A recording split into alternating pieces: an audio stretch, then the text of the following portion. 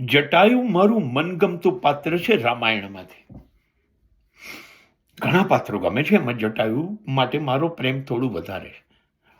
એટલા માટે કે મને અત્યારે સમાજમાં જટાયુ પ્રકારના માણસો જોઈએ છે નથી. જટાયુ એક એવી વૃત્તિ છે કે સમાજમાં ક્યારે બી કંઈક ખોટું થશે, અનીતિ થશે, ધર્મ વિરુદ્ધનું થશે, અન્યાયી થશે તો હું લડીશ.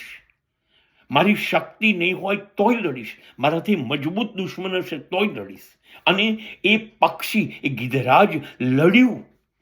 જ્યારે એને ખબર પડી કે રાવણ સીતાને લઈને જઈ રહ્યો છે, મારી માને ઉઠાઈને તું જાય છે, મારા દેશની માં, તું કેવી રીતે એને ઉઠાવી શકે?